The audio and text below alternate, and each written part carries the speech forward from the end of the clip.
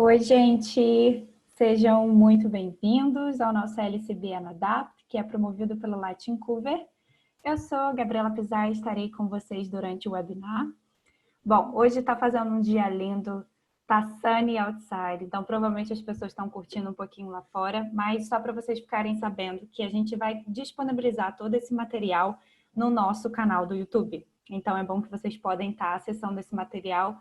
Depois também não se preocupem com isso. E agora a gente está também fazendo uma stream pelo Facebook. Bom, o que a gente vai falar hoje, né? A gente vai abordar os skills ou habilidades profissionais que serão necessárias nos próximos anos para o crescimento e desenvolvimento da carreira de qualquer pessoa inserida no mercado de trabalho.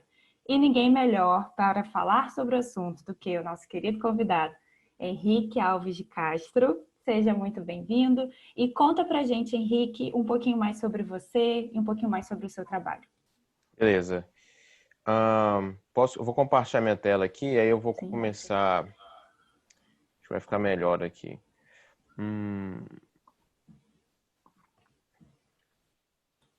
Vocês estão vendo minha tela? Sim.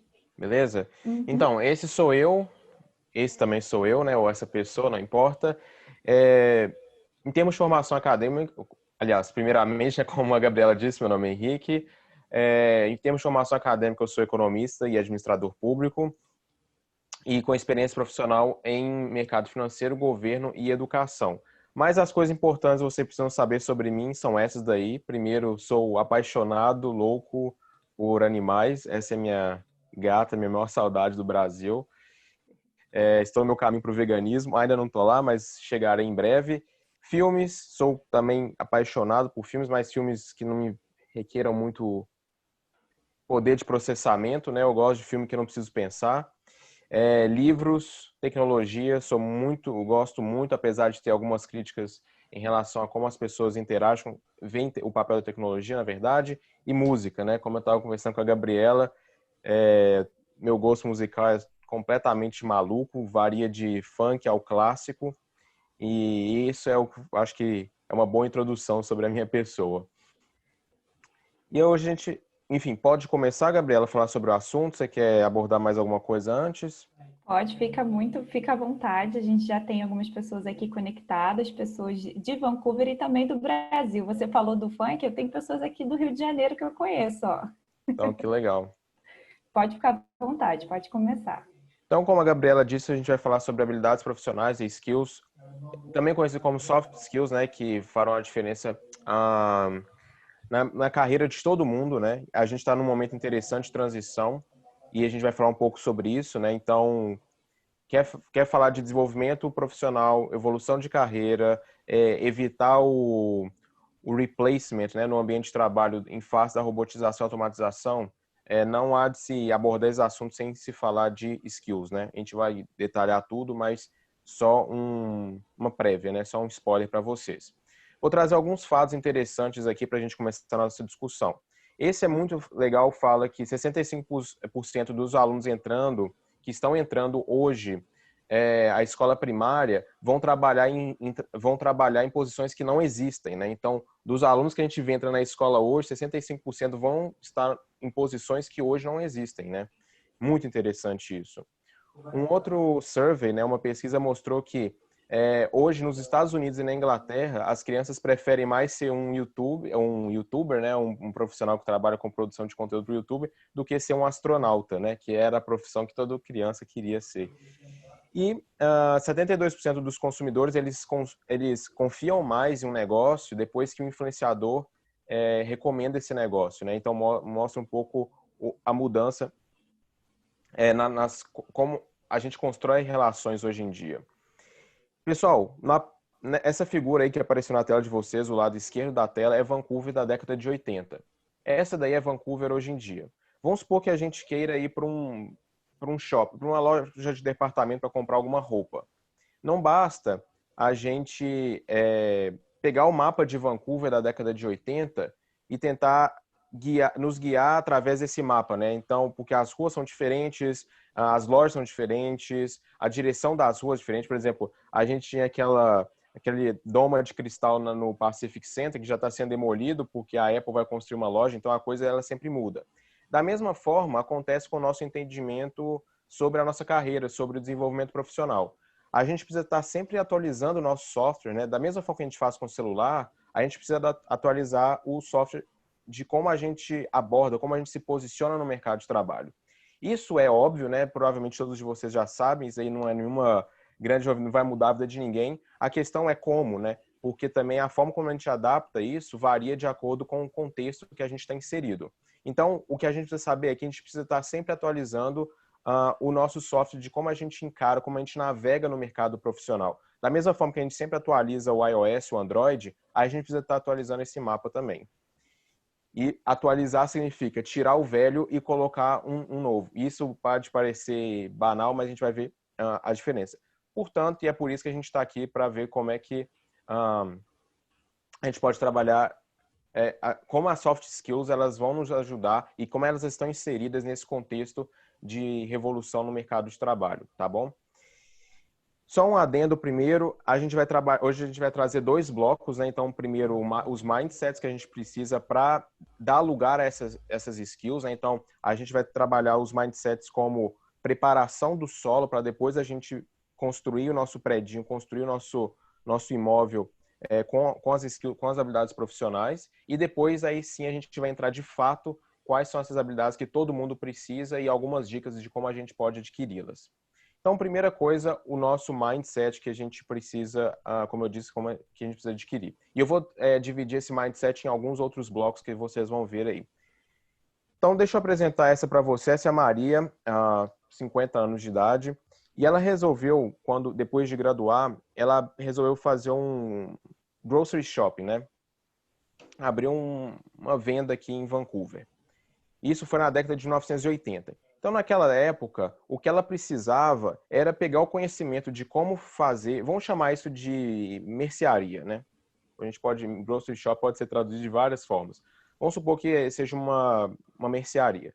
Então, na década de 90, para ela ter uma mercearia de sucesso, tudo que ela precisava era pegar o conhecimento que já estava aí desde sempre, né? Porque a mercearia nunca, enfim, acho que desde que quando surgiu até muito recentemente, o business foi o mesmo, né? Então você vai, compra de um produtor, de uma associação, coloca um lucrinho ali, um preço e vende para fazer seu lucro, para sobreviver. Em 2010, na década de 2010, no início da década de 2010, década passada, quer dizer, a gente está na década de 2010, vamos ignorar esse fato, né? Mas enfim, no início da década passada, cerca de 10 anos, algumas tecnologias começaram a ser incorporadas nesse mercado. Então, a gente já começou a poder fazer compra online, fazer shopping list online, comprar e pedir para buscar em tal hora, entregar. Então, alguma conveniência foi introduzida aí, né? Então, para essa pessoa continuar sendo bem-sucedida no mercado de mercearia, ela teve que mudar o conhecimento, ela teve que adaptar o mapa dela, atualizar o mapa de conhecimentos dela, né? Então, uma coisa que tinha durado muito tempo, agora já está obsoleto. Vão botar um fast forward para 2020, né? Esse lugar esquisito aí é uma foto de uma fazenda subterrânea que fica na China, tem algumas no Japão também, e várias delas foram compradas por uma empresa que fica aqui pertinho, em Seattle, que chama Amazon. A sede, né, fica aqui pertinho, a Amazon. E uma coisa interessante dessas fazendas é que elas produzem 100 vezes mais alimento, 100 vezes mais por unidade diária do que as fazendas tradicionais. Então, por metro quadrado, uma fazenda dessa produz 100 vezes mais que uma fazenda tradicional.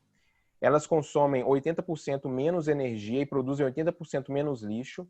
E o mais importante, consomem 99% menos água, que é o principal problema da agricultura e causado pela agricultura nos dias de hoje. Então, vamos lá. Só fazer uma recapitulação. Então, o conhecimento para se ter uma mercearia de sucesso que durou várias gerações, vários anos, ficou obsoleto em 2010, hoje vai ficar obsoleto. E uma coisa que a gente tem que manter na cabeça, em 5, 10 anos, isso daí vai ser obsoleto. Isso daí vai estar para trás, vai ter uma outra coisa que vai substituir isso daí. Só um detalhe importante, como eu disse, esse modelo de fazenda foi adquirido pela Amazon e a Amazon também adquiriu Whole Foods. Whole Foods é uma rede de mercados, para quem não está no Brasil, a gente tem em Vancouver, tem nos Estados Unidos, e eles têm grandes imóveis, né? O que significa que em breve isso pode ser incorporado dentro de cidades. Então a gente pode ter produção de alimentos dentro das cidades, o que vai fazer uma disrupção não só no mercado de produção de alimentos, mas também de logística, de transporte, de distribuição, esse tipo de coisa. Quais são as lições que a gente tem que adquirir e o que a gente pode entender para a nossa vida profissional, dado esse exemplo aí? Primeira coisa, as peças de informação, o nosso conhecimento, ele vem adquirindo prazos de validade cada vez mais curtos, né? Eu lembro que há pouco tempo, para fins acadêmicos, eu estava fazendo uma pesquisa sobre meios de pagamento, né? Meios de pagamento é cartão, moeda, cédula, Bitcoin, qualquer coisa que você usa para pagar aquilo que você consome. E aí, assim, eu não lembro as datas exatas também, né, não é nem o propósito disso aqui, mas da primeira revolução do surgimento, né, até a primeira mudança, foram 88 gerações, né, que sobreviveram com aquela peça de conhecimento. Depois, para a seguinte, 25 gerações. Depois, 5, 10, aí a gente parou, a coisa ficou a gente começou a contar em anos, né, então, 10 anos, 5 anos. Hoje, se você não acompanha, né, a evolução dos meios de pagamento diariamente, você vai ficar obsoleto. Porque, dado a forma como a tecnologia acelerou os processos, né, hoje a gente chama isso de era exponencial, o nosso conhecimento ele vai mudando, ele vai sendo obsoleto, vai ficando obsoleto cada vez mais rápido. E uma outra coisa, essa talvez é a mais importante, essa é uma das coisas principais que eu apontaria sobre a nossa conversa de hoje, é que o futuro, ele não vai ser o presente mais algumas melhorias marginais, né? O futuro não vai ser o que a gente conhece hoje, mais uma coisa melhor. O futuro dos celulares não vai ser isso daqui, mais uma tela maior, mais potente, uma câmera melhor. Vai ser uma coisa completamente diferente. Esse é o conceito de disrupção, né? Quando a gente quebra uma linha de evolução, de inovação, de sustain innovation, e a gente constrói uma coisa completamente descolada e nova. O futuro da Mercearia da Maria não vai ser a mercearia hoje com uma tecnologia diferente, uma musiquinha diferente, com propaganda diferente. Vai ser uma coisa completamente nova. Exemplo, celular. Isso era o celular que bombava em 2006. Quem é da minha época sabe que isso era o sonho de consumo de todo mundo. O futuro do celular não virou isso daí, não virou um Nokia 95, virou um iPhone, que é uma coisa completa. O jeito como a gente interage com isso é uma coisa completamente diferente. Né? O jeito como a gente integra os smartphones na nossa vida é muito diferente do que aquilo que a gente tinha, mais uma adaptação, mais uma evolução. Outros exemplos, né? Uber. O mercado de táxi... 99 centavos. Oi? Oi, Eduardo? Deixa eu botar ele, achei que ele pudesse ter alguma pergunta. Pode prosseguir. Aliás, eu até aproveito, caso alguém tenha alguma pergunta, pode mandar pelo chat ou pode levantar sua mão. Também. Isso. Perfeito. Fica à vontade. Pode. Por favor, me interrompam, tá? Eu não quero ficar aqui falando durante uma hora, não. Mas, enfim, Uber, né? A evolução do táxi não é o táxi elétrico com cheirinho de abacaxi. É uma coisa diferente. Hotel, a gente tem a maior empresa de hotel do mundo que não tem um quarto próprio. O Uber é a mesma coisa, a maior empresa de transporte que não tem um carro próprio, né? Ou uma das maiores, eu não sei qual que é o ranking. Mas, enfim, essas duas coisas, então, que a gente tem que ter em mente.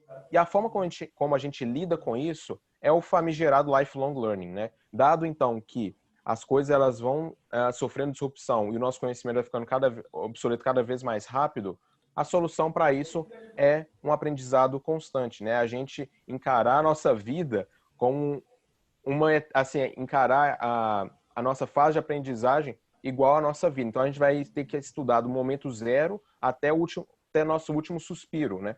Isso pode parecer um pouco exaustivo, assim, ai que saco, que chato, mas a gente vai ver que há benefícios para isso também. Dá um exemplo para vocês.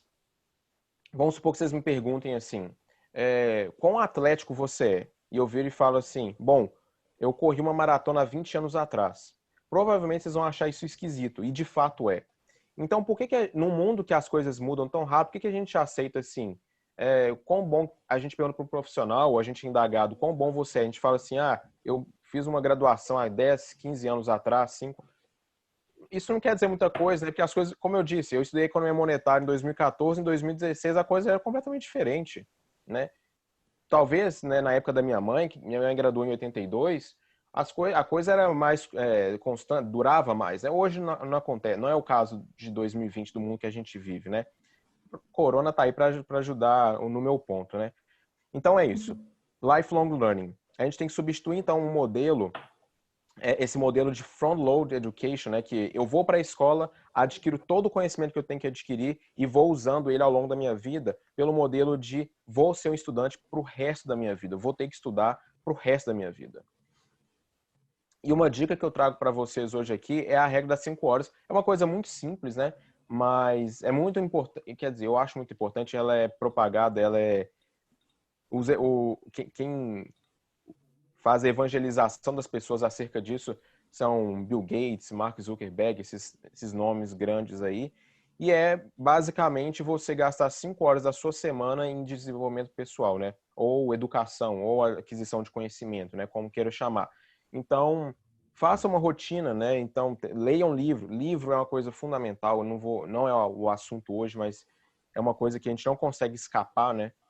Mas, então, adquiram conhecimento, façam cursos, leiam livros, artigos, engajem, atendam a seminários, porque, como eu disse, essa é uma das maneiras pelas quais a gente consegue trazer concretude para o lifelong learning, né? Não necessariamente a gente precisa estar sempre em universidade, educação, modelo formal vai ter que ser mudado, né? Vai ter que ser quebrado, mas, enfim, essa é uma das maneiras. Pulando de assunto, mas ainda em relação ao primeiro. Vou mostrar para vocês algumas manchetes, esses highlights, né, de jornal, de sites, e depois a gente vai fazer uma discussão breve sobre isso. Essa daí é o seguinte: Born to Lead, né? Your innate, então os líderes são natos, os traços naturais dos líderes que são natos, os comunicadores natos, gente que já tem o dom da comunicação. De novo, pessoas que já nascem com a skill da comunicação. E quando eu leio uma coisa dessa, e provavelmente com vocês não é diferente, eu fico um pouco frustrado porque, assim, cara, parece que... Bom, vamos supor que eu não dei a sorte, né, de ser um líder nato. Vamos supor que eu não dei a sorte de ser um comunicador nato. Sei lá quem que faz essa escolha, né, de apontar você não é, faz essa segregação. Mas vamos supor que fosse assim. É um troço que traz frustração, porque vamos supor que eu queira ser um bom comunicador. Então, quer dizer que se eu não sou nato, eu não vou conseguir ser? Então, e essa é uma mentalidade que, falando assim, pode parecer, nossa, ninguém aborda o mundo dessa forma. Mas isso é uma coisa que todo mundo tem. Vamos supor, a gente ouve muito, ou a gente até mesmo fala, eu não sou bom em matemática, eu tenho bloqueio com isso, eu não sou bom, não sou criativo. Isso eu ouço todo dia. Não sou criativo, fulano é muito criativo, fulano ele tem o dom nisso. Isso é o que a gente chama de mindset fixo, né? A gente acha que a gente nasceu com uma capacidade, com um estoque ali limitado e já determinado de habilidade, de conhecimento, de aptidões. Graças a Deus isso está sendo quebrado. Porque se a gente aborda o mundo dessa forma, se a gente faz a leitura de nós mesmos dessa forma, parece que a gente está dentro de um cercadinho, né? Está dentro de um berço e a gente tem que fazer a gestão da nossa vida dentro daqueles limites. A gente não tem vida fora aquele cercadinho. Mas graças a Deus, como eu disse, recentemente isso tem sido quebrado. Essa moça Desculpa, eu tenho até uma pergunta para você do tópico anterior, feita pela Tainá, ela botou no chat. Qual a sua opinião sobre como grande parte da população ainda vê a graduação, pós-graduação, mestrado, como caminho do sucesso? Então, qual a sua opinião sobre isso? Boa pergunta. Excelente pergunta. E obrigado pela pergunta. É o seguinte.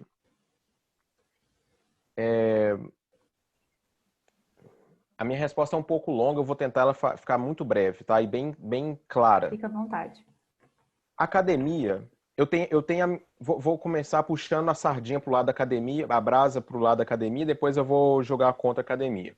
A academia, ela tem um papel fundamental. Hoje a gente ouve um discurso muito barato no Brasil, que é instituição, faculdade não presta, pós-graduação não presta, isso, aquilo. Faculdade é um lugar onde se faz ciência. Muita gente vai para a universidade e fica frustrado porque a universidade não é o lugar dessa pessoa. E o que eu digo não é o lugar dessa pessoa? Porque não é o perfil dessa pessoa. Eu tenho um amigo, por exemplo, meu melhor amigo de infância, ele ganhou um carro quando ele fez 18 anos, ele vendeu o carro dele, comprou 3 carros velhos, desmontou os carros velhos e montou de novo. E esse cara, ele foi para uma graduação de engenharia de controle de automação. Ele falou, Henrique, eu não quero saber de equação senoidal, Eu não quero saber de fazer equação diferencial. Eu quero desmontar carro. Mas a minha mãe me forçou. E a gente no Brasil construiu essa ideia de que a academia de graduação é um passo natural da vida. Quando na realidade não é. Não é um passo natural da vida. Você não vai ser bem sucedido ou mal sucedido se você for ou não for para a graduação. Né? Então por isso que tem tanta gente frustrada dentro da academia, porque não é o perfil para todo mundo. Não é todo mundo que deveria estar lá. Uma pessoa como esse meu amigo, ele seria muito mais bem aproveitado num curso técnico, por exemplo. Isso não significa, por exemplo, que a pessoa é melhor ou pior, né? É só Não, uma questão totalmente de perfil. de forma nenhuma. Como eu disse, perfil, tá? E também não quero dizer que as pessoas não têm que ter acesso. Eu acho que todo mundo tem que ter acesso, sim, mas não é o perfil de todo mundo. Isso é fato. Uhum. Então, a academia, ela, falando em habilidades, é o lugar onde que você vai adquirir seus conhecimentos, vai desenvolver, na verdade, habilidades cognitivas avançadas. Então, através da leitura, da releitura de texto, você tem que fazer exposição, você tem que sentar, estudar, o famoso horas bunda, né? Você tem que sentar, ficar ali relendo, debruçando sobre o conteúdo. Aquilo ali, ao longo de 4, 5 ou 6 anos, vai fazer com que a sua habilidade cognitiva avançada se desenvolva maravilhosamente bem. Coisa que, por exemplo, a minha escola não faz. Eu não faço isso. Não acho que faz. E é uma coisa fundamental. Escolas vocacionais, cursos de curta duração, curso de habilidade, isso, daquilo, não vai te dar isso, né? Então, eu vejo a academia, por exemplo, em relação ao meu serviço, como um complemento. Assim como o café e o açúcar, ele não substituem um ao outro, quer dizer, o café e o açúcar, ele não substituem um ao outro, eles se complementam. E esses cursos de reciclagem, eles complementam uma coisa maior. Agora, minha percepção sobre academia hoje, eles pararam no tempo, né? Se você pega uma pessoa do século XVII na França, né, tá lá na Revolução, no século XVIII, né? Tá lá na Revolução Francesa, lá, tal, queimando a parada toda, pega essa pessoa, bota aqui no centro de downtown Vancouver, em frente ao Pacific Center. Essa pessoa vai olhar pro chão e falar assim, o que é esse trem preto, o asfalto? O que é esse shopping? O que é prédio? Carro, gente, celular? O que é isso? A pessoa não vai entender absolutamente nada. Se você pega essa pessoa, bota dentro de uma sala de aula, ela vai falar assim, isso aqui é uma sala de aula. Na minha época, lá no século XVIII, tinha esse troço de sala de aula, né? Quando eu trabalhava no governo, eu fui gestor do sistema prisional durante algum tempo, eu falava cadeia e escola, as duas coisas é a mesma coisa desde sempre, entendeu? E são coisas que têm que ser mudadas. Então essa é a minha percepção sobre a academia. Não acho que o troço eu acho que é um discurso muito barato, muito populista de não, vão acabar com isso, tal. É fundamental, é importante, mas tem que ser mudado, né? A escola, as instituições ainda se veem como monopolistas do conhecimento, da informação, coisa que não é. Tem um negócio muito legal, inventado em 95, chamado Google. Fica aqui. Aqui, meu filho, você tem informação, tudo que você quiser. Então a escola ela tem que mudar a percepção do papel dela, da razão de ser dela, né? E não agir como eu conheço e você não. Porque hoje um aluno entra dentro de sala de aula sabendo muito mais que o professor, se quiser, né? Então é isso. Eu respondi a sua pergunta, Tainá? Você pode falar se você quiser. Deixa eu depois. Tainá?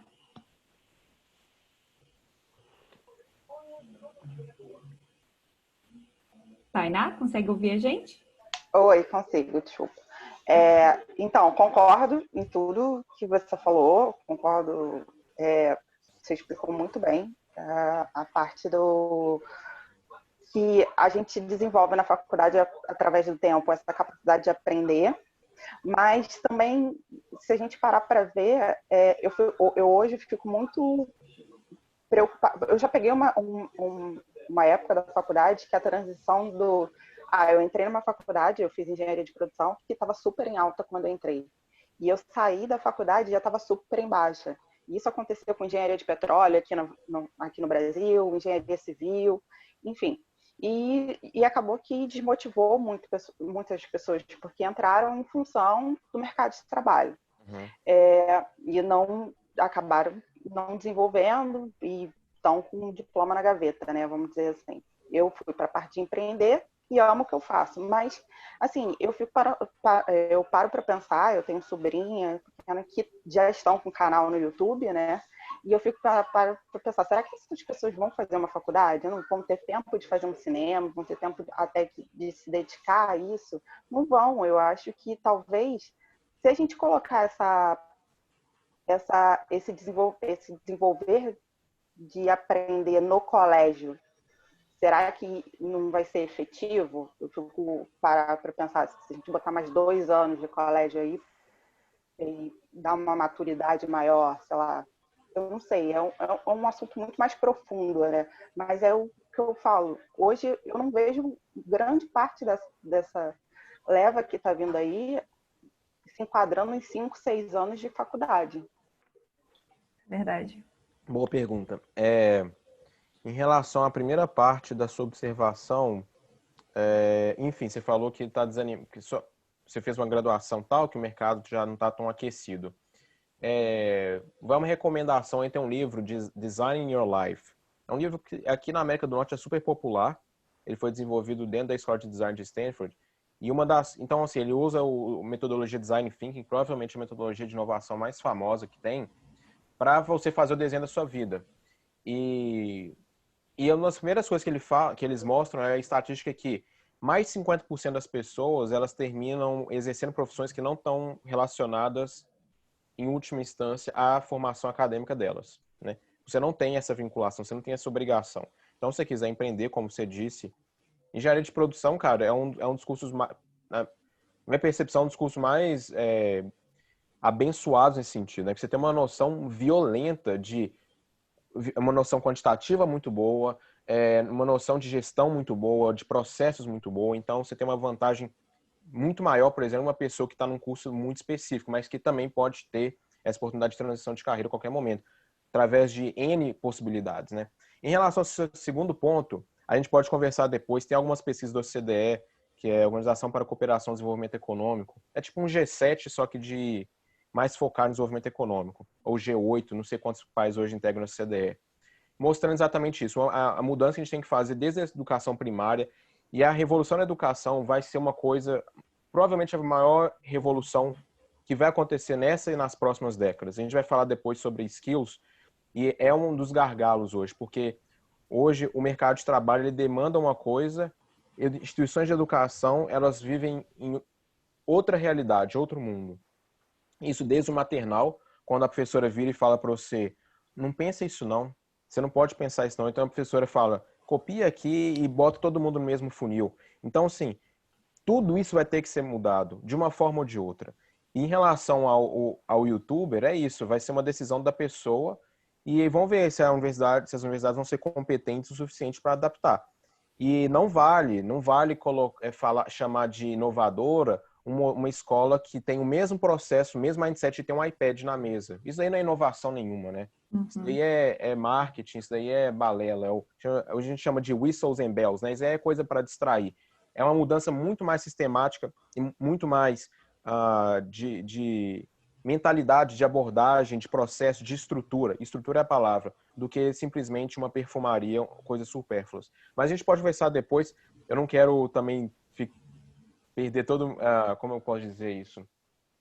Que talvez eu vou me empolgar muito aqui, vou gastar todo o tempo de vocês. Mas a gente pode conversar depois sobre isso, é uma discussão super interessante. Então, a gente estava falando de mindset e... Quer dizer, a gente vai começar a falar agora... Quer dizer, a gente está no assunto de mindset, né? Mas, enfim, felizmente agora essa mentalidade de eu não sou talentoso o suficiente, eu não tenho o dom, ela vem se mudando, ela vem se moldando. Por exemplo, essa pessoa que está do lado esquerdo da tela de vocês é uma historiadora de presidentes americanos e ela é bem enfática em dizer... E ela, assim, presidente... Quem assistiu aquele filme O Discurso do Rei, quem é chefe de Estado, quem é chefe de governo, uma coisa que fundamental é comunicação. E ela fala, a habilidade de comunicação, ela é desenvolvida, né? Ela é made, not born. Ela é feita, desenvolvida, não é natural de vocês.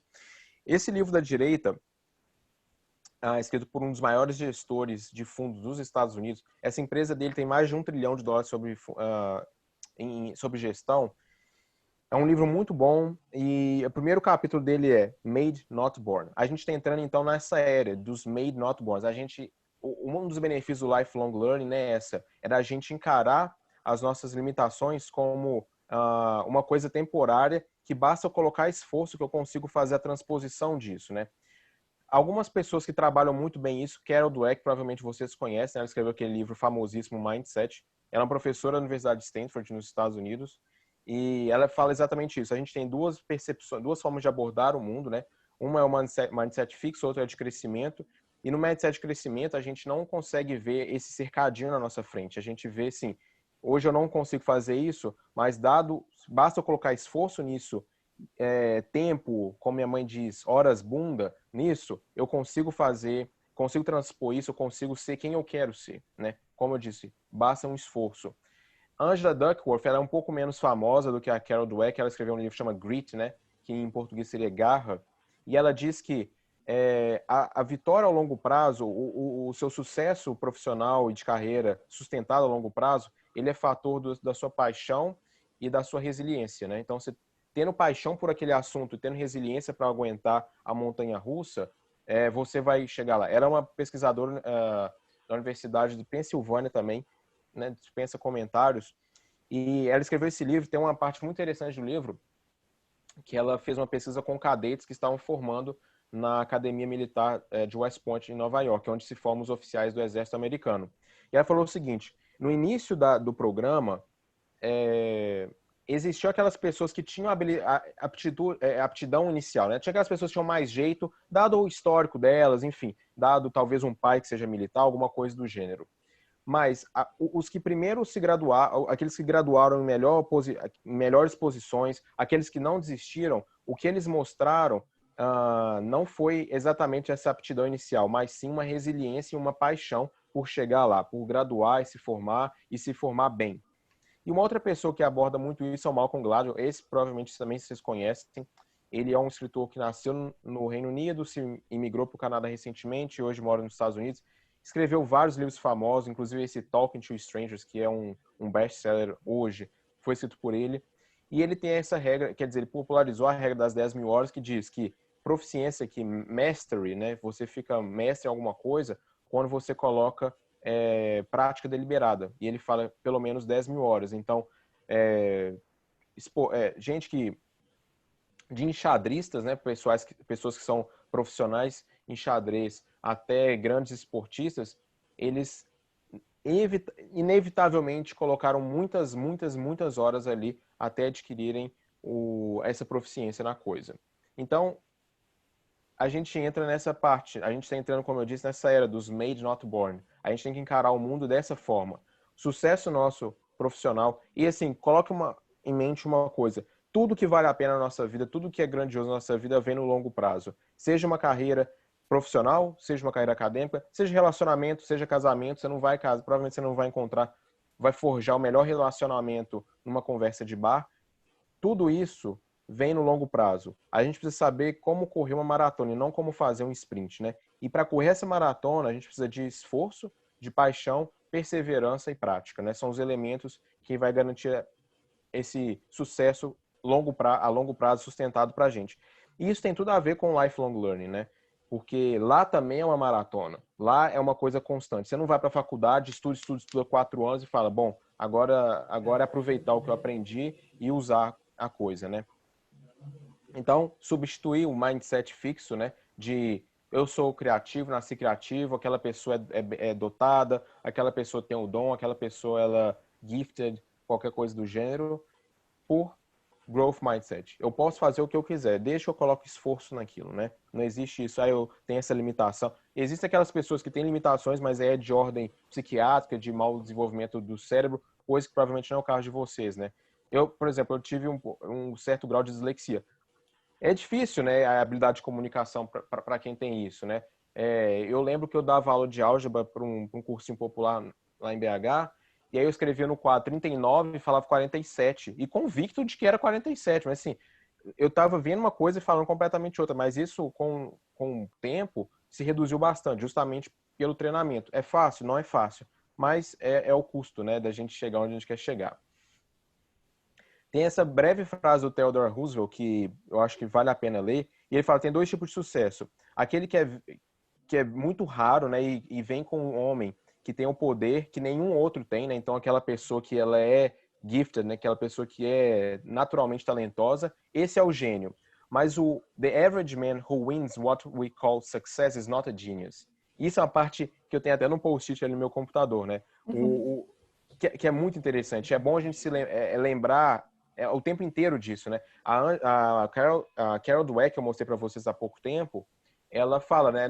A gente não é 100% mentalidade fixa, 100% mentalidade growth mindset, de crescimento. A gente transita. O esforço que a gente tem que fazer é de ficar sempre pendendo para o outro lado, né? Para o growth mindset. Não ficar achando que, enfim, achar um barranco esperando o mundo desmoronar. Achar que tudo vai dar ruim, que a gente não consegue fazer nada. Então a gente tem que sempre se forçar a ir para o lado de lá, né? Para o growth mindset.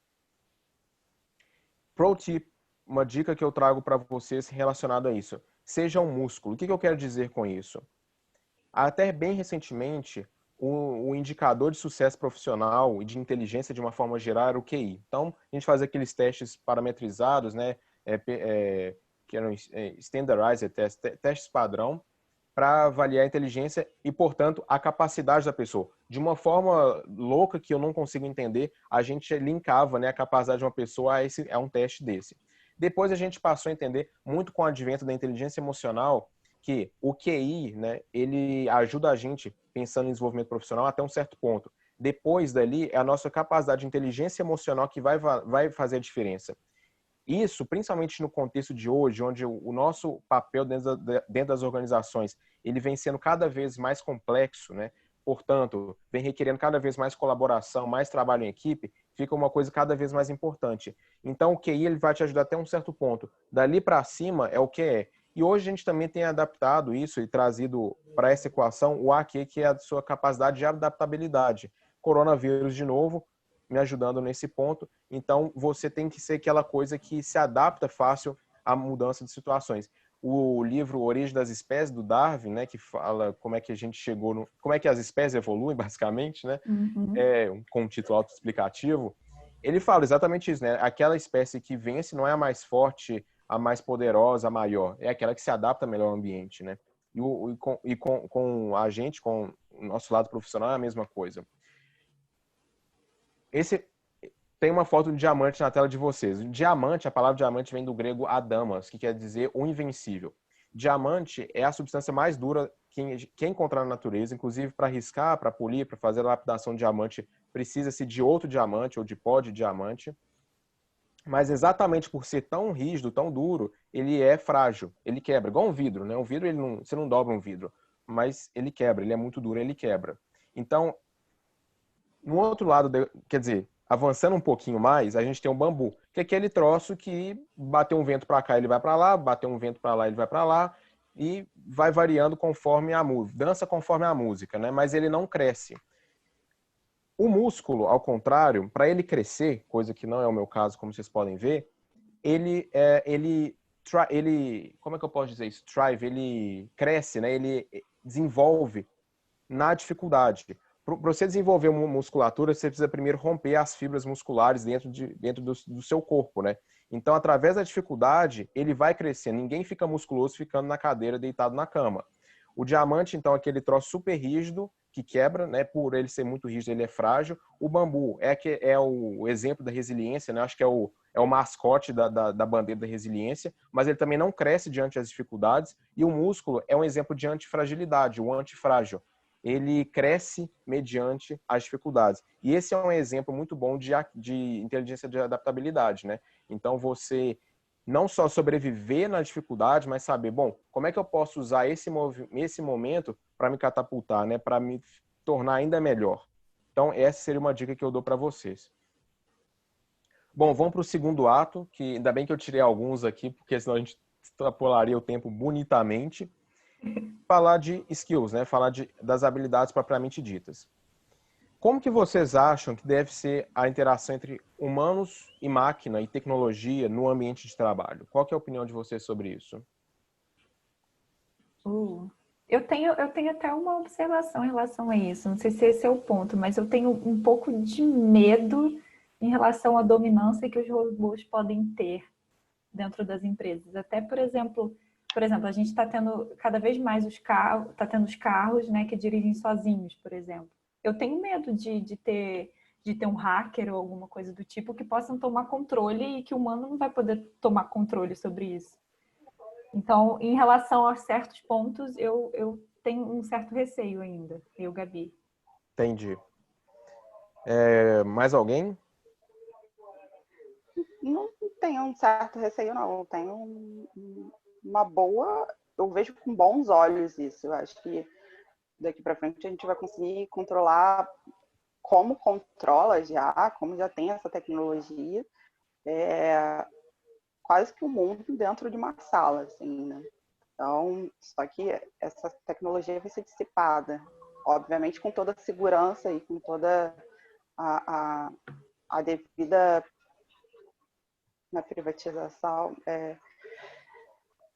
sim, mantendo Segurança. A privacidade de cada um. Eu acho que é mais invasão de privacidade que a gente tem que Sim. tomar mais cuidado, mas eu não vejo o porquê não desse avanço, da gente controlar tudo de uma sala, controlar... Eu sou apaixonada por processos, né, na área. Então, é uma área, quanto mais robótico, mais eu fico encantada. Eu acho que pode ter um pouco também da relação da substituição do trabalho, né? Dos humanos para dos Exato. robôs. Uhum. Você tem medo disso, Gabi? Talvez. Não que eu não vá me adaptar, mas eu tenho... eu acho que sim. Acho que eu tenho um pouco de medo. Vou introduzir vocês a essas duas pessoas, o Anthony e o Howard. Quem estudou economia aqui vai entender esse exemplo que eu estou trazendo. Vamos supor que essas duas pessoas, para sobreviver, elas precisam de produzir vinho e queijo, né? E elas vivem em lugares remotos e elas produzem tudo isso por elas mesmas, né? Elas têm 120 horas por mês para produzir o vinho e queijo de cada um. Eles não se comunicam, né? Eles não têm contato um com o outro. E eles dividem esse tempo, 120 horas, para a produção de queijo e vinho. Ou seja, eles dedicam 60 horas por mês para produzir queijo e 60 horas por mês para produzir o vinho deles. É uma vida muito boa, né? Vamos combinar. O Anthony, ele gasta 20 horas para produzir um pedaço de queijo. E o Howard, ele gasta 30 horas para produzir o mesmo pedaço de queijo. Para produzir 1 litro de vinho, o Anthony, ele gasta 15 horas e o coleguinha dele gasta 10 horas. Considerando, então, que cada um coloca 60 horas na produção de cada um dos bens, por mês o Anthony vai produzir 3 peças de queijo e o outro vai produzir 2 peças. E o Anthony consegue produzir 4 litros de vinho e o Howard consegue produzir 6 litros de vinho. Então a gente tem no total, no global, 5 peças de queijo e 10 litros de vinho por mês, produzido pelos dois. O que vocês acham que pode ser feito aqui para melhorar essa equação?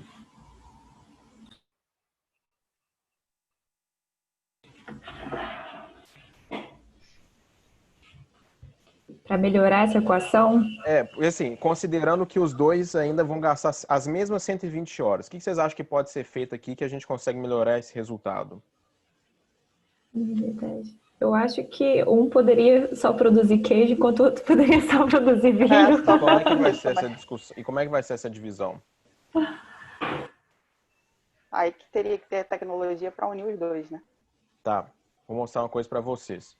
Se a gente parar para observar, o Anthony, ele é mais eficiente para a produção eficiente em termos de utilização de tempo para a produção de queijo do que o Howard. Ele gasta 20 horas, enquanto o outro gasta 30. E o Howard, ele é mais eficiente na produção de vinho do que o Anthony. Ele gasta 10 e o outro gasta 15. Isso, na economia, a gente chama de vantagem comparativa. Não é vantagem competitiva, que é um outro conceito do Michael Porter, completamente diferente. Vantagem comparativa. Isso vem no modelo econômico que chama modelo de relações internacionais ricardiano. Só para título de curiosidade de vocês. Então, se o Anthony, como a Gabriela bem falou, não sei se foi um chute, se ela já sabia disso, mas... Não, foi chute. Um chute bom, chutou igual o Rivelino, então, chutou muito bem. Se o Anthony se dedica especialmente à produção de vinho, naquilo que ele tem vantagem comparativa, vinho, queijo, e o outro naquilo que ele tem vantagem comparativa, o vinho, a gente consegue, usando as mesmas 120 horas, as mesmas duas pessoas, aumentar o produto, aumentar o resultado da coisa. Não é mágica, é simplesmente uma redivisão baseada no que cada um tem como vantagem comparativa. Vamos levar esse exemplo para o mercado de trabalho hoje. A gente tem dois elementos, né, dois atores, robôs e humanos. A gente tem dois tipos de atividades, aquelas atividades que a gente chama de algorítmicas e as atividades heurísticas. Algorítmicas são aquelas atividades que seguem um script, que tem um roteiro, que tem um código. Ah, Henrique, mas hoje tem inteligência artificial, tem machine learning. Inteligência artificial ainda acontece dentro de um código. Machine learning, a máquina aprende, mas aprende dentro de um código. A máquina não imagina, ela não cria, ela fala assim, como é que eu posso aprender novas formas de aprender? Como é que eu posso criar diferente? Ela faz isso tudo baseado dentro do código dela. Ainda, hoje, não sei daqui 20 anos vai ter uma coisa diferente, com computação quântica, mas hoje é assim, inteligência artificial ainda, e os seus subsets, né, que é o Neural Network, Deep Learning, Machine Learning, tudo funciona com código. Já as atividades heurísticas são aquelas que precisam de criatividade, imaginação, de atividades que não tem um script, que você tem um problema e você precisa de uma pessoa para imaginar, para criar, para solucionar alguma coisa, para lidar com outras pessoas, para motivar outras pessoas, para liderar um projeto que uma máquina não consegue fazer porque não tem um script, não tem uma coisa já dada e pronta.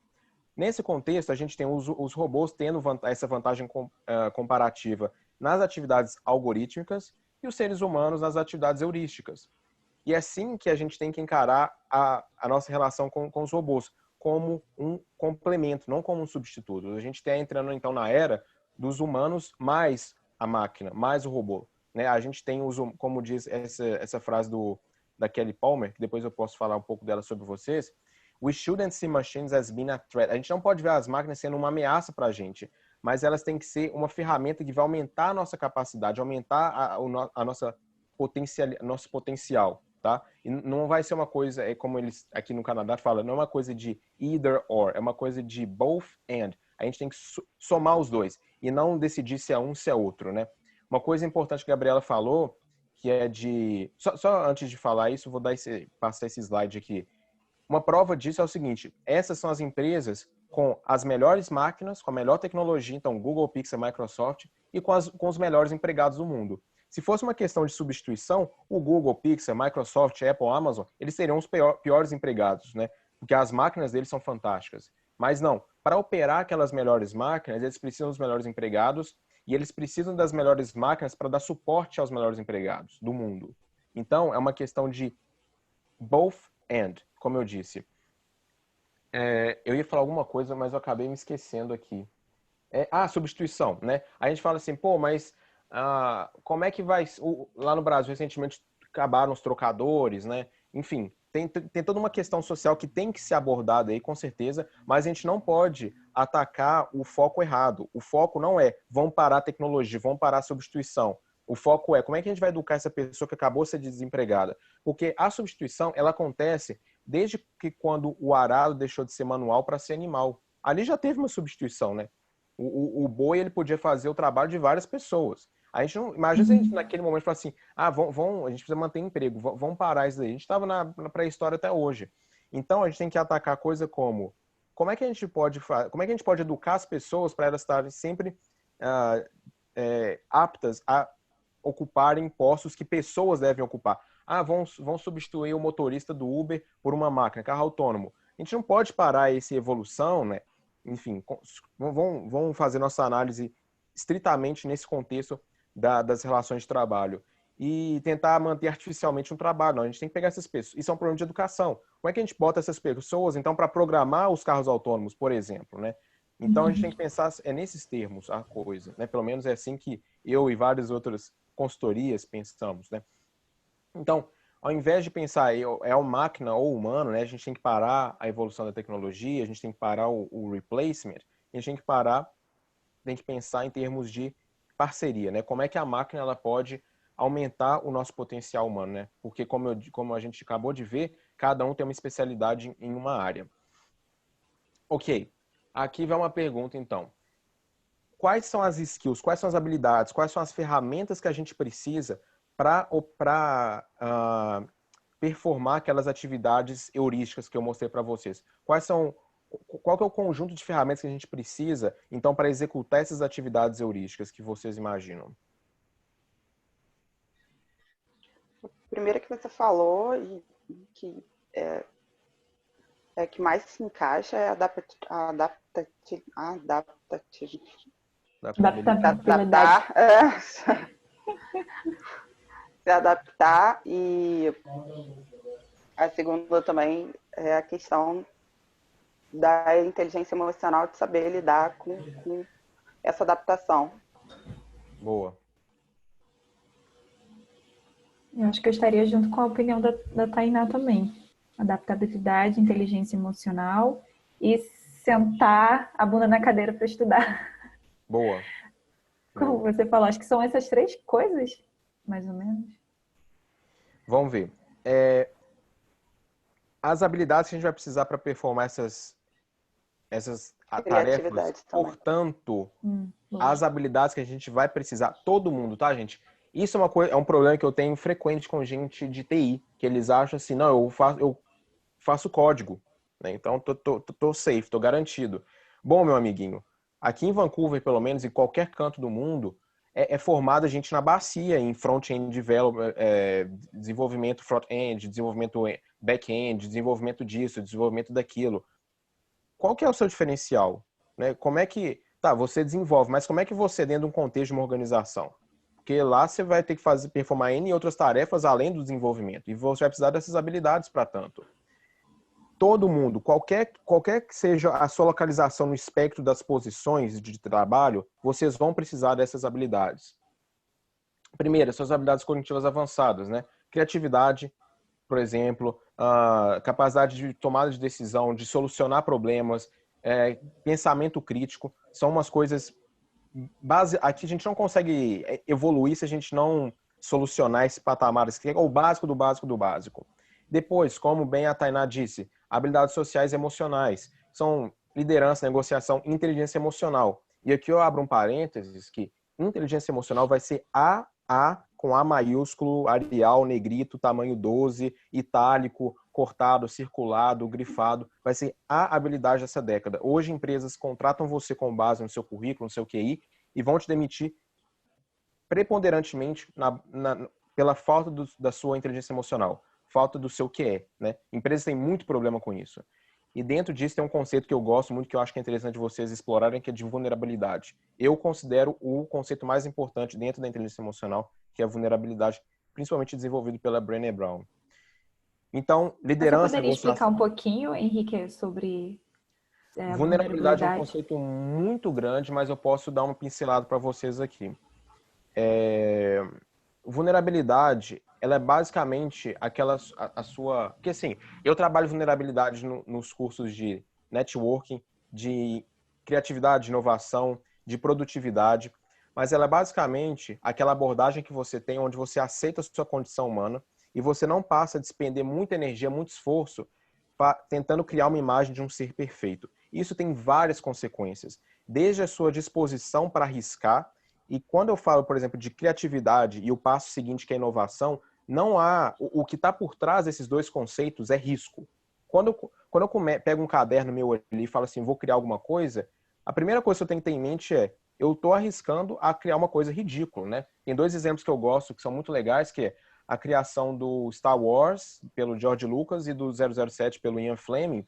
As primeiras versões foram ridículas, mas sem aquelas primeiras versões ridículas, que eles mesmos assumiram foram ridículas, se eles não tivessem sido vulneráveis o suficiente para falar, olha, criei uma coisa que não tá beleza, mas daqui a gente vai continuar a evoluir. Sem essa mentalidade, eles teriam parado ali. E hoje a gente não teria acesso nem à saga 007, nem Star Wars, a título de exemplo, mas bem provavelmente qualquer outra coisa grandiosa também o desenvolvimento se deu nessa base. Isso falando em criatividade e inovação. Mas também quando a gente fala de networking, por exemplo, você não consegue, é muito difícil a gente conectar com uma pessoa que tenta passar a imagem de ser um ser perfeito, que não tem falhas, que não tem que nada dê errado na vida, porque certezas da vida são 3, né? A morte, impostos e problemas. Se o seu coração bate, você tem problema. Então, se eu tivesse me fazendo a picture em mim aqui, né? Tentando passar a imagem de que eu sou um ser perfeito, você fala assim, bom, mas não tem nada a ver com o Henrique, então, sabe, não cria aquela conexão. Então, a vulnerabilidade, que a Brené Brown fala, né? É embrace your imperfections. Então, você não vai... Como é que eu posso traduzir isso de uma forma interessante para vocês? Vocês não vão tentar... Vocês vão aceitar a condição de ser imperfeito que a gente é. E isso tem várias consequências, como eu disse, mas isso facilita as nossas relações de de conexão com o outro. Isso facilita a nossa produtividade, porque uma das consequências da não vulnerabilidade é que a gente abre margem para um troço que chama perfeccionismo. Perfeccionismo, além de tudo, ele é viciante, porque a gente acha que se a gente parecer perfeito, ser perfeito, a gente vai ser aceito pelo outro, né? E isso é como ela diz, isso não é um escudo que protege a gente do mundo. Isso é um fardo que a gente carrega de 20 toneladas nas costas. Quando a gente aceita nossa condição de vulnerabilidade, a gente fala assim, bom, esse sou eu, esse sou o Henrique, tô tentando, né? Tenho vários defeitos, mas vambora, filho. Vou continuar indo, né? E isso é um conceito que entra dentro da inteligência emocional e que eu acho que vai ser fundamental para todos os profissionais. Não sei se deu para vocês entender a coisa, mas eu acho que passa por aí. Mas depois a gente pode ter um webinar, eu conheço alguns profissionais que tratam desse assunto brilhantemente. E a Eu não terceira... sei se a Tainá iria falar alguma coisa ou não. Não, na hora que ele parou, como é que ele poderia classificar, eu classifico muito, eu entendo muito a vulnerabilidade como é um autoconhecimento. E você pode usar essa vulnerabilidade diretamente a isso eu sou boa, isso eu sou boa, isso eu não sou tão boa, mas é o que você está falando, eu vou continuar aprendendo. Então, isso eu não sou tão boa, mas eu vou continuar aprendendo, é o não perfeccionismo. Você tende a errar menos fazendo essa autoanálise, né? É uma autoanálise, eu, particularmente é isso que eu entendo da vulnerabilidade. É muito interessante, Henrique. Com certeza vai ser bem legal se a gente puder abordar isso no futuro mais. Muito bacana. E o terceiro ramo da coisa são as habilidades tecnológicas, né? E em breve, bem em breve, a gente vai falar aqui que a gente pode entender sobre habilidades, né? Então,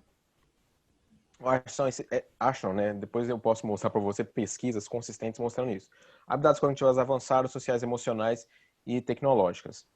E como é que vocês entendem? Qual que é o conceito que vocês têm na cabeça de vocês sobre skills e qual que é a importância dessas skills no contexto de empregabilidade, de evolução de carreira, desenvolvimento, essas coisas?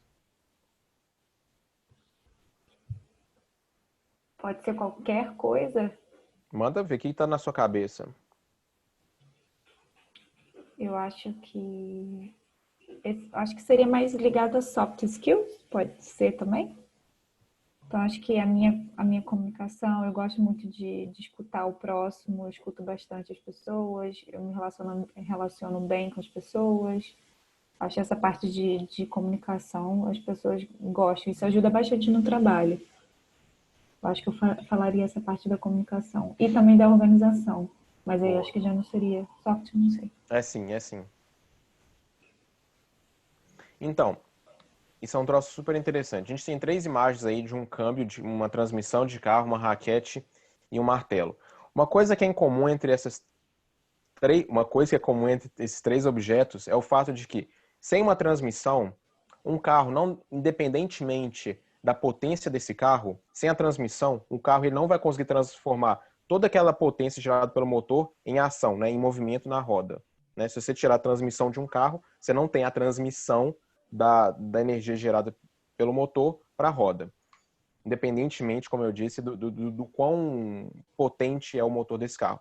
Sem uma raquete, um tenista profissional, independentemente se ele ou ela sabe todas as teorias, as estratégias do jogo, é incapaz de transformar todo esse conhecimento em ação efetiva. Né? Então, você tem a Serena Williams, que manja tudo do jogo, que sabe tudo que tem que fazer. Mas se você tirar a raquete dela, como é que ela vai transformar tudo isso em ação efetiva?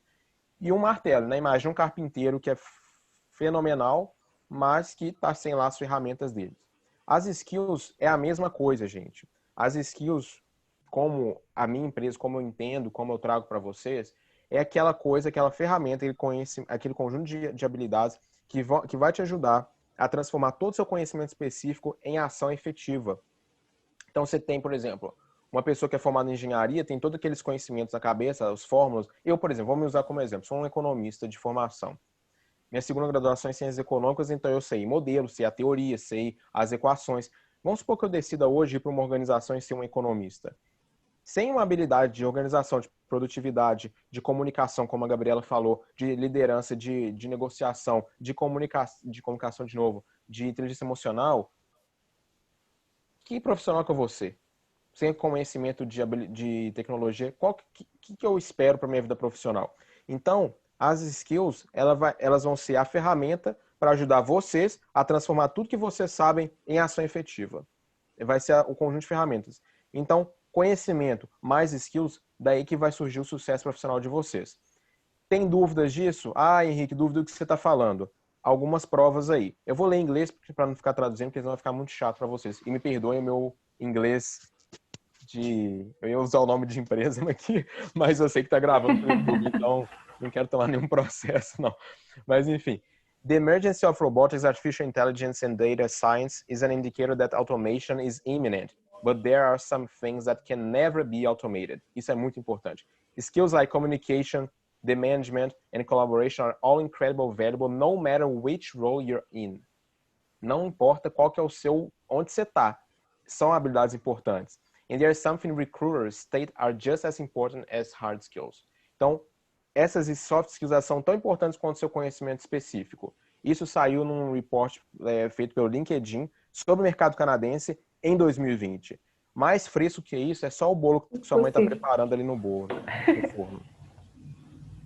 E o Fórum Econômico Mundial, eles têm... Isso é uma coisa interessante. Eles chamam as skills de New Global Currency. Eles têm alguns grupos que são distribuídos por cidades. Inclusive, Vancouver, são 420 grupos, hubs, global... como é que chama o nome?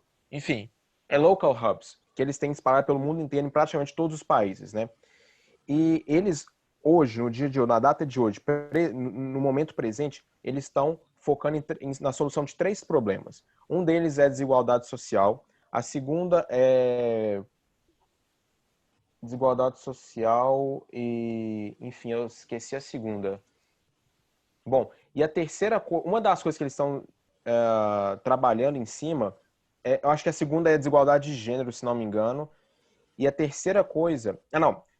lembrei. Então, o primeiro é aquecimento global, desigualdade social, e o terceiro é o que eles chamam de skill gap, que é a diferença entre o que as empresas elas estão demandando e o que os empregados, né, a força de trabalho, tem para ofertar em termos de habilidade.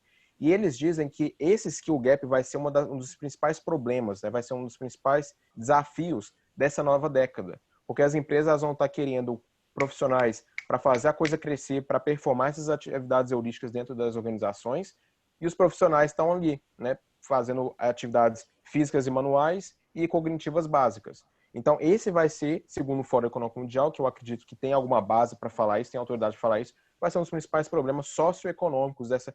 Por que sócio? Porque, como a gente disse, vai ter desemprego, vai ter gente que não vai ter papel no mercado de trabalho. Isso pressiona, né, o lado social de qualquer economia, qualquer governo, qualquer sociedade. Então, como eles dizem, as skills vai ser o New Global Currency. Fechando só essa parte, então, em vez de falar, eu não estou tendo sucesso suficiente, eu tenho que pensar, como é que eu posso and upskill myself? Né? Como é que eu posso adquirir novas habilidades e como é que eu posso pegar aquelas habilidades que eu já tenho e transformá-las, levá-las para um patamar acima, para um patamar superior. Tem uma outra frase interessante que eu trouxe para vocês, que também vou ler em inglês de novo, que fala: The way we learn will also change. It will be much less about what we know, since knowledge acquisition becomes easier through technology. Muito importante isso, muito importante. But rather what we do with what we know that will prove most important.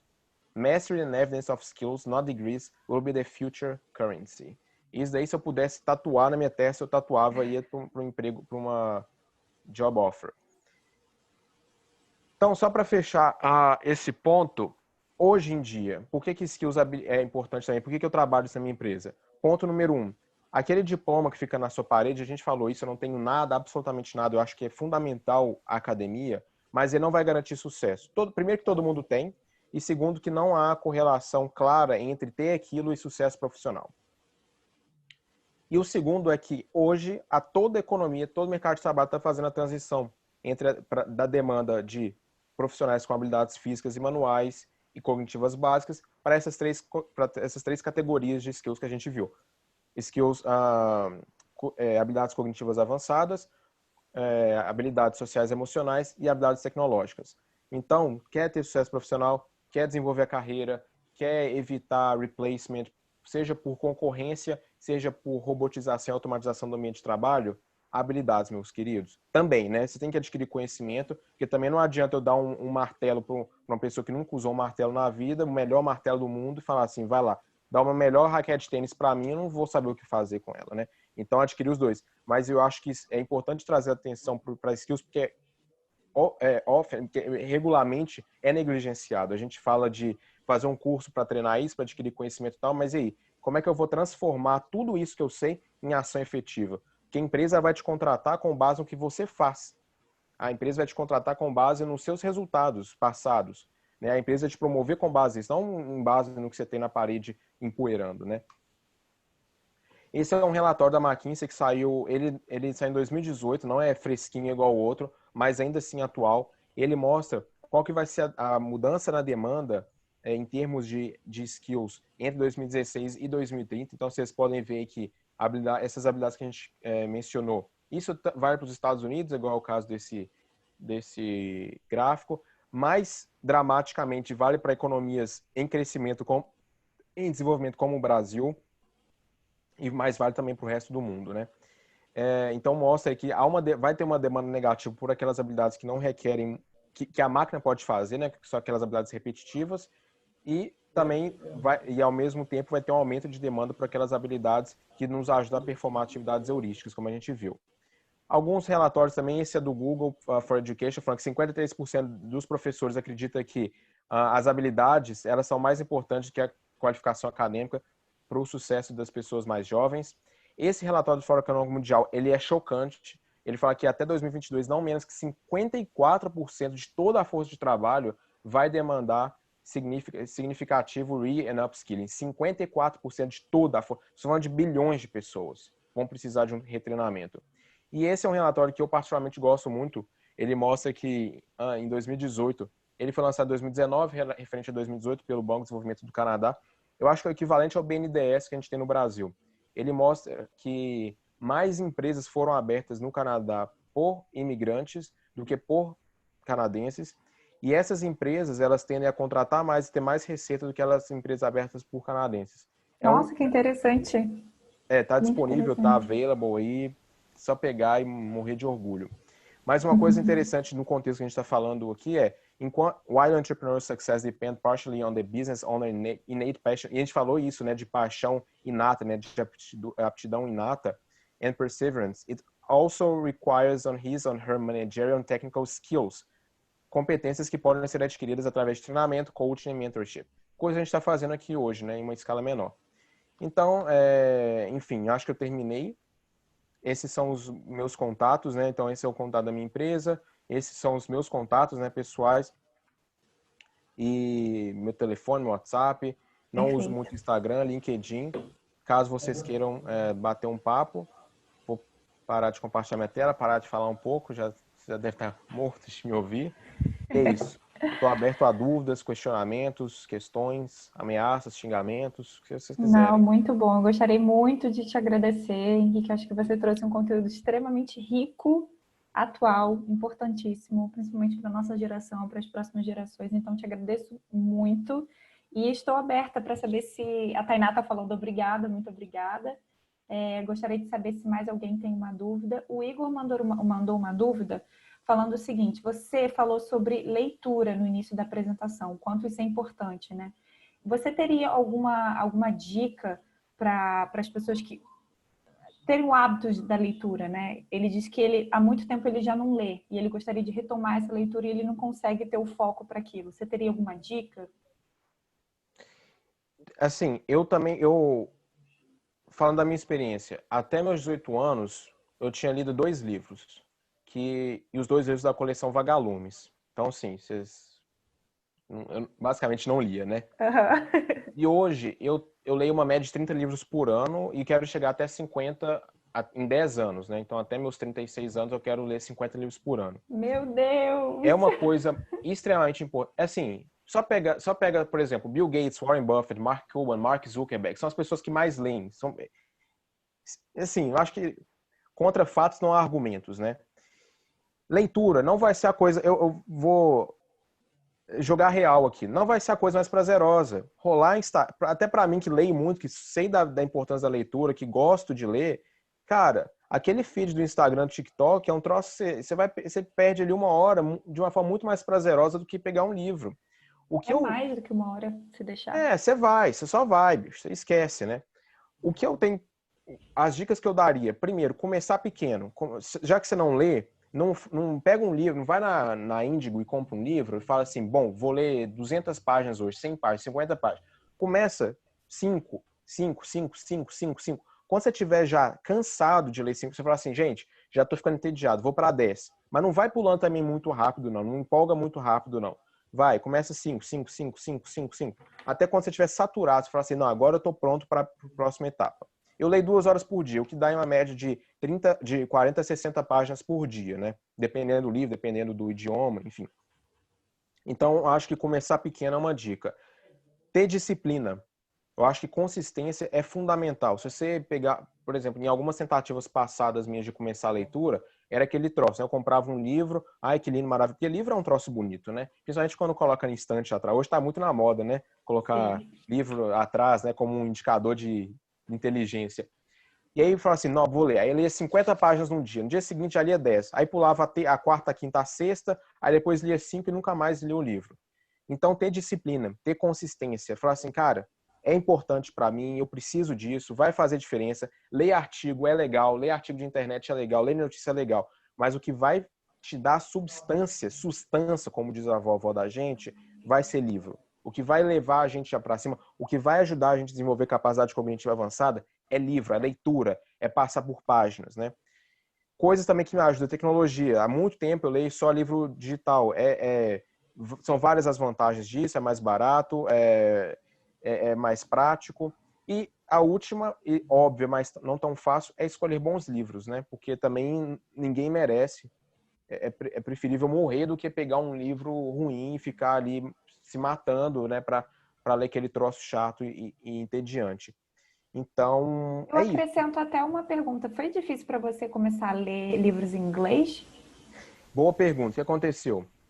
Eu fazia escola de inglês desde 2005. Em 2016, eu ganhei um fellowship de uma universidade americana para trabalhar num programa de liderança muito legal.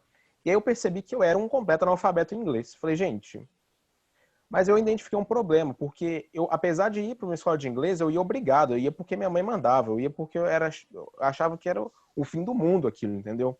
Eu falei assim, não, agora eu vou aprender inglês. O que eu fiz? Aí eu falei, eu preciso fazer uma imersão. Morava no Brasil, preciso fazer uma imersão no idioma. E eu tentei fazer o máximo de atividades possíveis em inglês, mesmo estando no Brasil. E uma das atividades foram os livros, né? E eu tive eu imigrei ano passado para o Canadá, e uma das coisas que me permitiu imigrar foi exatamente ter um IELTS bom. E esse IELTS veio fundamentalmente por conta da leitura. Respondendo a sua pergunta, foi fácil? Não foi fácil. Eu leio em português uma média de 30 a 35 páginas por hora. No inglês, no início, dava menos de 10. Então, assim, meu ritmo de leitura caiu bruscamente. Mas, como eu disse, com tecnologia no iPad, por exemplo, se você usa o Amazon Kindle, você clica em cima da palavra, você tem ali a definição no dicionário, Wikipédia e a tradução para o idioma que você quiser. Então, já está ali, clica, tá, isso quer dizer isso, beleza, próximo, vai passando, Perfeito. entendeu?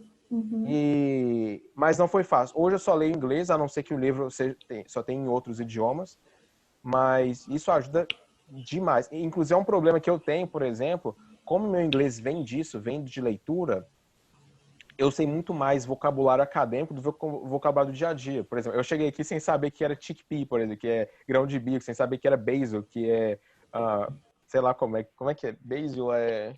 Não lembro mais como é Manjericão, Brasil. manjericão. Manjericão, isso. Então, assim, essas coisas do dia a dia eu não sabia porque meu inglês vem dali, entendeu? E a leitura, ainda bem que você lembrou esse ponto, ajuda muito no desenvolvimento do idioma. Muito, muito, muito mesmo.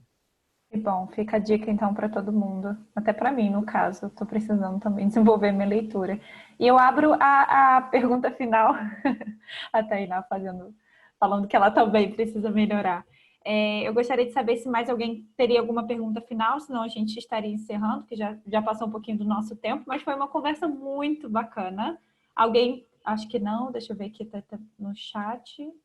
Não, acho que está tudo certo. Então, Eu agradeço em nome da Latin Curve, agradeço a participação de todo mundo. Vai estar gravado, a gente vai disponibilizar no canal. Então, mesmo as pessoas que não tiveram o acesso, né, hoje, eles vão poder estar visualizando esse webinar depois.